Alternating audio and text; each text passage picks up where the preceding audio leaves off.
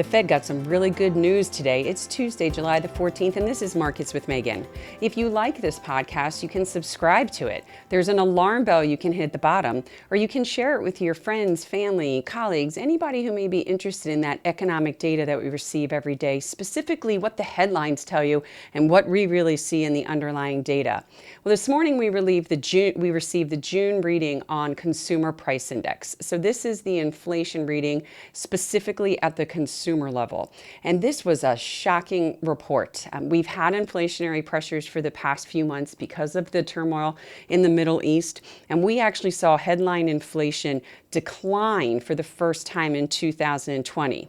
Now, most analysts had expected some weakness at the headline level because we had such a massive drop in commodity prices during the month, but a 0.4% decline on a month-over-month basis was surprising.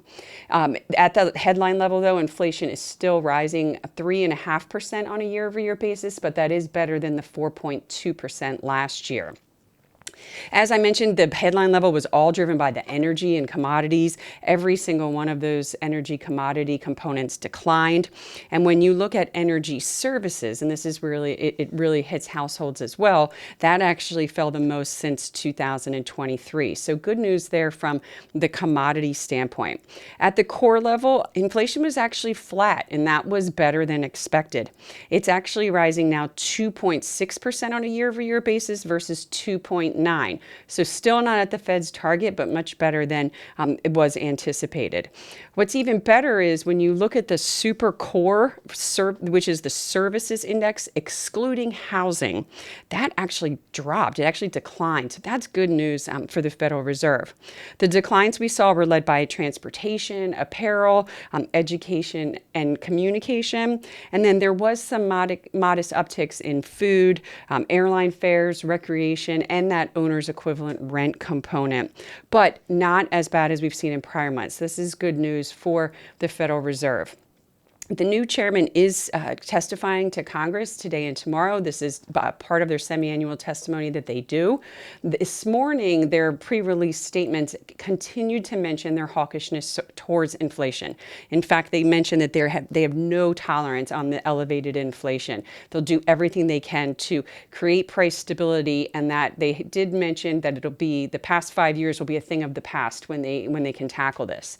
So I don't think this report obviously will make the Fed make any changes to monetary policy in the very near term. There was some expectations that they might raise rates as early as the August meeting. I think that's off the table for now. Tomorrow we'll get the producer price index, and we will come back and give you some details about that. That's the component inflation, the inflation component of all of the different goods and services that are produced. So that's important because that does sometimes have a leading impact on these consumer prices. The only other negative side, we're going to take this report as good news for right now. It doesn't mean the Fed needs to raise rates, but we are looking at the turmoil intensifying again in the Middle East, and there's no real movement in that Strait of Hormuz. So there's going to be a lot of volatility in the coming months around inflation data. The markets like this report, yields on the Treasury market across the curve all fell. As a result, we saw things like the S&P 500 and the NASDAQ rebound. They like lower yields. We are seeing the Dow Jones relatively flat. And don't forget that we are in the midst of the kickoff this week of earnings season. So there's not much this week aside from the financials, but there is a lot in the next couple of weeks that we can come back and give you some details about. That's all we have today. Again, we'll be back tomorrow with information about the producer price index. And if you want a history of our podcast, you go to marketswithmegan.fm. Thank you.